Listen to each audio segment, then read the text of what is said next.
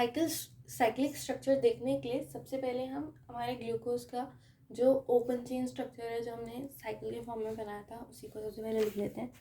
तो सबसे पहले हम D+ का देखेंगे, अल्फा D+ का। ठीक है, तो उसमें क्या होगा कि हमारा CHO ग्रुप ऊपर है। ठीक है, फिर नीचे, फिर यहाँ पे नीचे CH2OH। ठीक है, फिर यहाँ पे हमने 4 लाइन्स बनाई छोटी छोटी, तो 1 2 3 4। ठीक है, यहाँ पे हमने 4 लाइन्स बनाई। ओके, आई एम सॉरी, यहाँ पे ये OH, यहाँ पे ये H। ठीक है, फिर इन 4 लाइन्स को कैसे लिखा हमने, इन 4 लाइन्स में इन 3 लाइन्स को सबसे पहले OH, फिर H, फिर OH। ठीक है, फिर यहाँ से ये H, ये OH, फिर ये H, यहाँ पे भी OH आता था, यहाँ पे H आता था। फिर अब यहाँ पे OH की जगह ये कुछ इस तरह से ऑक्सीजन के साथ जुड़ गया। ठीक है, तो हमने इसे कहा अल्फा D+ ग्लूकोज। ठीक है, अब हमें इसका साइक्लिक स्ट्रक्चर बनाना है। ठीक है, तो इसलिए साइक्लिक स्ट्रक्चर बनाने के लिए सबसे पहले हमने, क्योंकि देखो कार्बन आटम्स की कितनी चेन है, 1 2 3 4 5 और 6, 6 आइटम्स हैं। तो हमने 6 आइटम्स और उसमें से एक ऑक्सीजन है। ठीक है, तो हमने ऐसा बना लिया और फिर यहाँ पे डंडी खींच दी।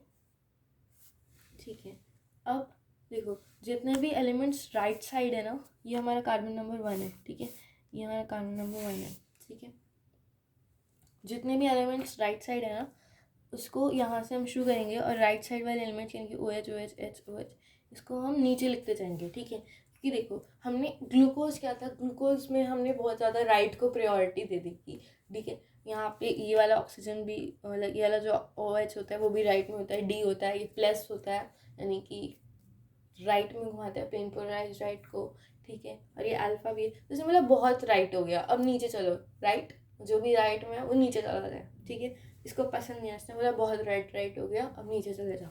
जो OH है वो यहाँ पे नीचे आ जाएगा, यहाँ पे OH, यहाँ पे H, यहाँ पे OH। ठीक है, तो इसके ऊपर हम लिख देते हैं ये, जो इसके इधर तरफ है।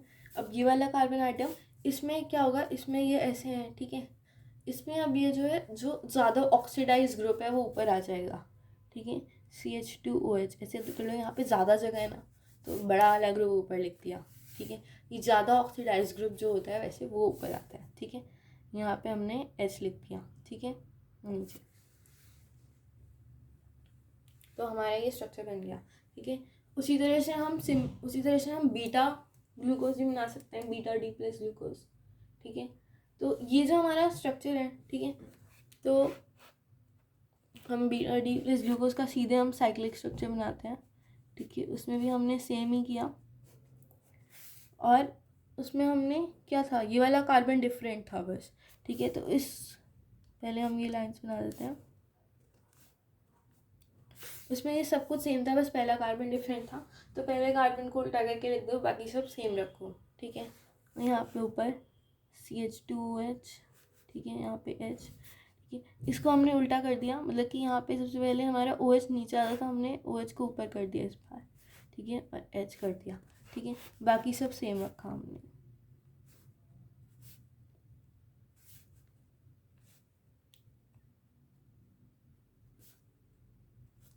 ठीक है, तो ये हमारा स्ट्रक्चर्स हो गए।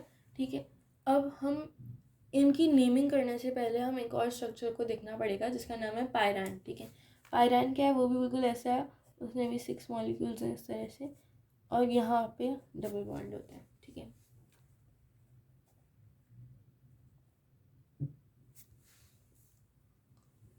तो हमारा पायरान हो गया। अब जो इसका नाम है, सबसे पहले तो अल्फा D+। ठीक है, अब यहाँ पे क्या आएगा, यहाँ पे ग्लाइकोपाइरेनोज आएगा। ग्लाइको क्योंकि ग्लूकोज से बना है, पायरन क्योंकि ये पायरन जैसा दिखता है, और ओज क्योंकि ये शुगर है। ठीक है, सैकराइड है।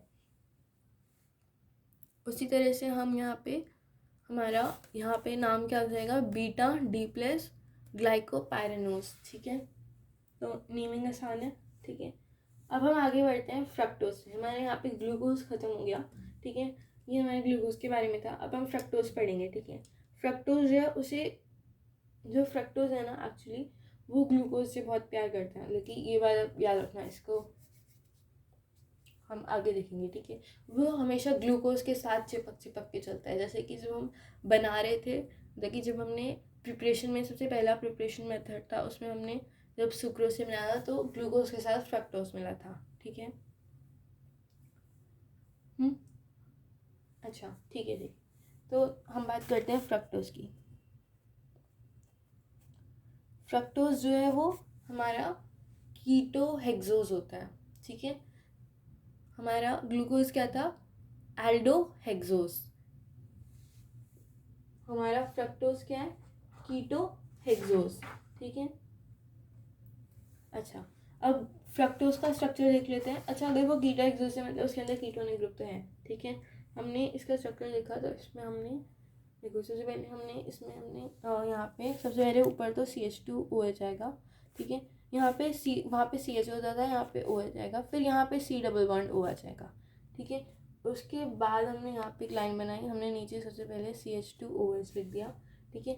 यहाँ वहाँ पे 4 हम लाइन्स खींचते थे, यहाँ पे हम 3 लाइन्स खींचेंगे क्योंकि एक लाइन की जगह हमने ये डाल दिया, तो हमने 3 लाइन्स खींची, ये 3 कार्बन आ गए। अब यहाँ पे हमें OH और H का वो देखना है, ठीक है। तो इसमें भी हम O की तरह OH, यहाँ पे ऊपर O है तो यहाँ पे H, फिर यहाँ पे OH, ठीक है। और फिर इसके इधर लिख दिया OH, अगर इधर है तो H इधर है। तो हमारा ये फ्रक्टोज का मॉलिक्यूल हो गया।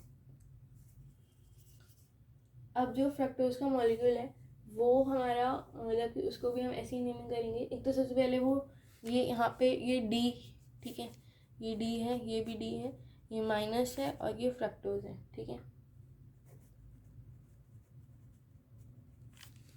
अच्छा, अब इसको भी हम ऐसे बना सकते हैं कि मतलब कि इसमें भी हम अल्फ़ा बीटा बना सकते हैं। इसमें भी ये वाला जो कार्बन है, ये वाला जो कार्बन है, अब ये हमारा फिर से ये कार्बन इस वाले कार्बन की जगह जो वहाँ पे CH होता था उसकी जगह ये C डबल बॉन्ड O वाले कार्बन के पास जाएगा, ठीक है। और यहाँ पे ये अटैक कर देगा, ठीक है। और फिर से यहाँ पे ये OH माइनस बन जाएगा, ठीक है। तो अगर हम इसका स्ट्रक्चर बनाएंगे, ठीक है, तो इसका स्ट्रक्चर कैसा बनेगा, ठीक है, वो देख लेते हैं। तो इसका हम बनाएंगे तो सबसे पहले हम फिर से पहले एक लाइन खींची हमने, सबसे नीचे हमारा CH2OH आया, फिर यहाँ पे 1 2 3 1 2 3 और फिर ये वाले इसके लिए एक 4th खींचा, ठीक है। ये C डबल बॉन्ड O वाला है, ये वाला कार्बन है ये, ठीक है। तो ये सबसे पहले इसको कॉपी कर लिया ऐसे ही, और ठीक है, यहाँ से ये H आएगा, ये OH, ये OH, ठीक है। ये O था, इसका जगह हमने यहाँ पे, ठीक है, और ये ऊपर से O जुड़ गया, ठीक है। यहाँ पे देखो, अब यहाँ पे एक तरफ CH2OH आएगा, एक तरफ OH आएगा, तो हम अगर अल्फ़ा बनाएंगे तो उसमें यहाँ पे OH लिखेंगे, यहाँ पे हम CH2OH लिखेंगे, ठीक है। पर अगर हम बीटा बना दिया तो यहाँ पे OH लिखेंगे, यहाँ पे CH2OH लिखेंगे, ठीक है, यही डिफरेंस है।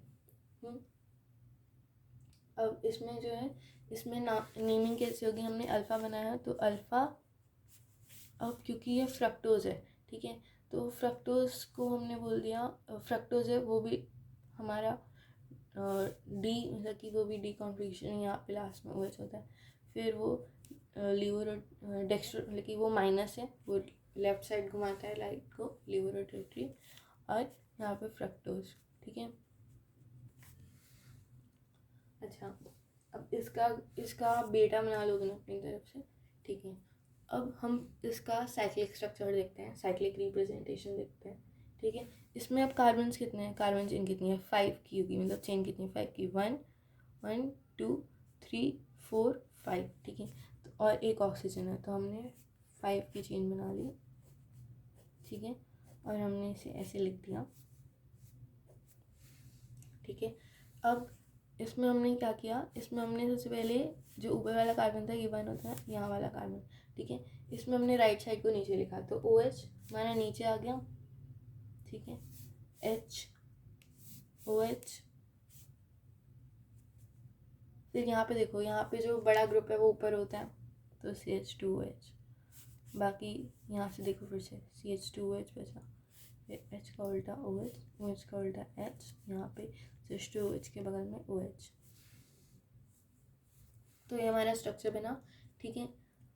अब ये जो हमारा स्ट्रक्चर बना है, ठीक है, ये हमारा, इसको हम क्या बोलेंगे, इसको हम बोलेंगे अल्फ़ा D माइनस, ठीक है।